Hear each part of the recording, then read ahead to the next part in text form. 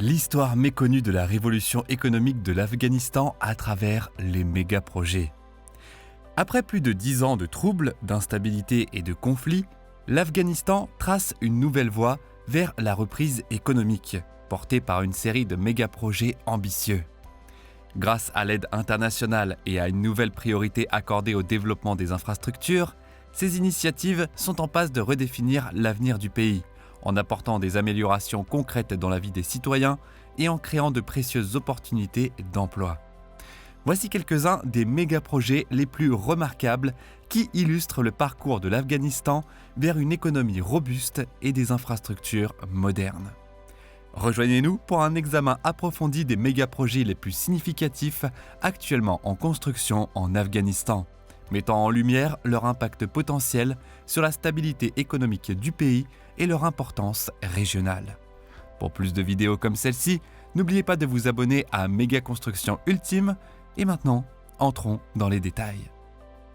Tout d'abord, parlons du projet de la nouvelle ville de Kaboul.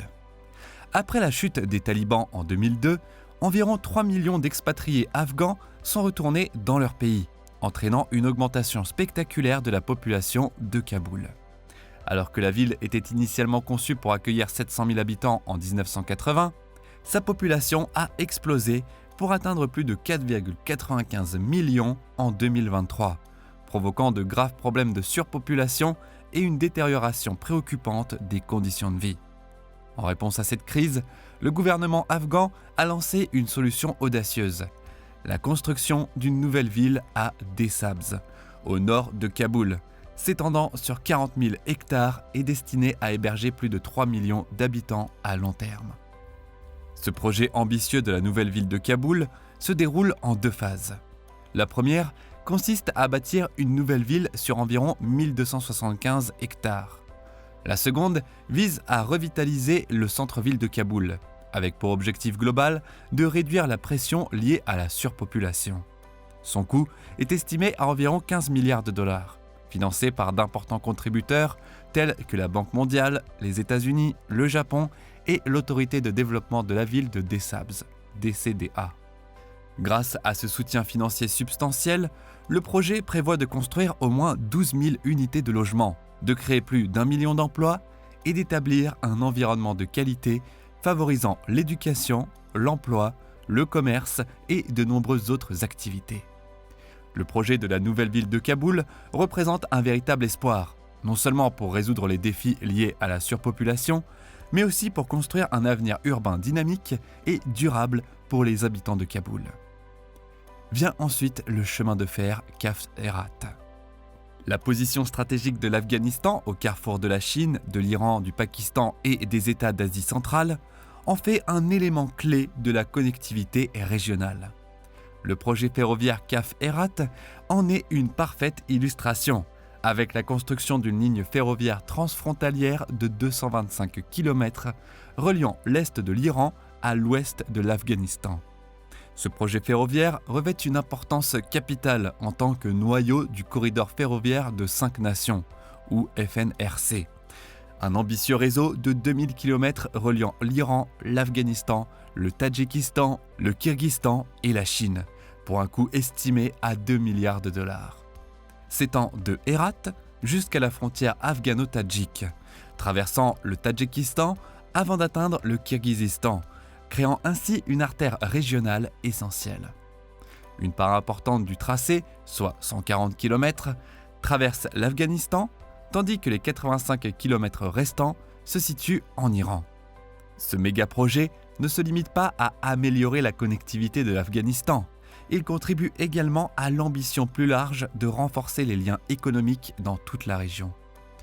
Alors que les 3 premières sections du chemin de fer situées en Iran ont été inaugurées en décembre 2020, la construction de la ligne Caf Herat a débuté en 2007 avec un coût estimé à 75 millions de dollars, entièrement financé par l'Iran.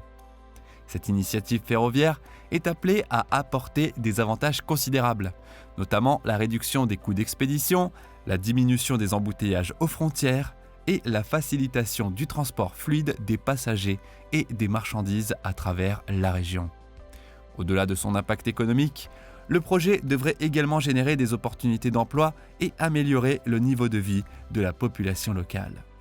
Avec une capacité annuelle de transport de 6 millions de tonnes de marchandises et d'1 million de passagers, le chemin de fer CAF-Hérat se positionne comme un moteur de progrès, favorisant la coopération régionale et la croissance économique. Passons maintenant au canal de Koch-Tepa. Le canal de Koch-Tepa, représentant un projet d'infrastructure monumental dans le nord de l'Afghanistan, conçu stratégiquement pour détourner l'eau du fleuve Amu Darya, afin d'irriguer une vaste superficie d'environ 55 000 hectares dans les provinces de Jowzjan et de Faryab. Cet immense canal, long de 280 km et large de 100 mètres, est le fruit du travail de la Afghanistan National Development Company en collaboration avec 120 entreprises privées et une main-d'œuvre d'environ 2300 personnes. L'importance de ce projet pour l'Afghanistan est inestimable. Son principal objectif est de transformer des terres arides en terres agricoles fertiles, en mettant l'accent sur la culture des céréales et du blé. L'ambition ultime est de positionner le pays comme un exportateur de blé d'ici 2028, apportant ainsi prospérité à plus d'1 million de personnes. Lancé en 2022, le projet du canal Koch-Tepa a franchi une étape clé avec l'achèvement de sa première phase en octobre 2023, suivi rapidement par le début de la deuxième phase.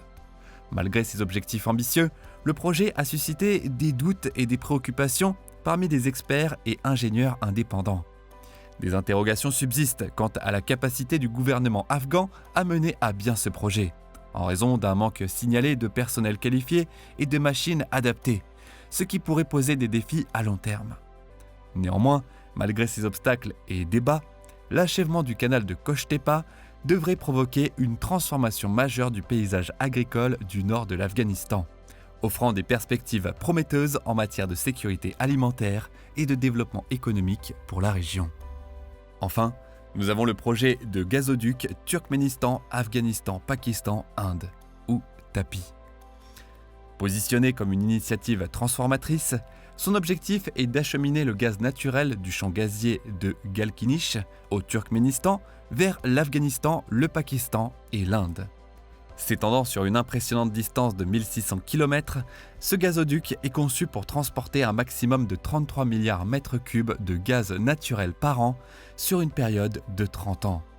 Bien au-delà d'un simple conduit énergétique, TAPI se veut un lien essentiel favorisant l'intégration régionale et stimulant la croissance économique des nations participantes. Pour l'Afghanistan, le projet TAPI représente bien plus qu'un simple gazoduc. Il constitue une source d'énergie fiable qui pourrait dynamiser l'économie du pays, réduire sa dépendance aux importations énergétiques et renforcer sa sécurité énergétique. Cette initiative se déroule en 2 phases distinctes. La première étant consacrée à la construction des segments du gazoduc en Afghanistan et au Pakistan. L'ensemble du projet inclut l'approvisionnement, l'installation et l'exploitation du gazoduc et de ses infrastructures connexes dans ces 2 pays. La phase suivante prévoit la construction de la section indienne, formant ainsi un réseau global qui, en plus d'assurer le transport du gaz, pourrait ouvrir la voie à de nouvelles connexions au réseau électrique et renforcer les opportunités sur le marché régional. Conçu comme un catalyseur de changement positif, le projet de gazoduc TAPI devrait générer des opportunités d'emploi et améliorer les conditions de vie dans la région. Lancé en 2015 avec un coût estimé à 10 milliards de dollars, le projet a rencontré plusieurs obstacles en cours de route, notamment d'importants problèmes liés à la chaîne d'approvisionnement. À ce jour, le gazoduc n'est pas encore pleinement opérationnel, dépassant son échéance initialement prévue pour 2021.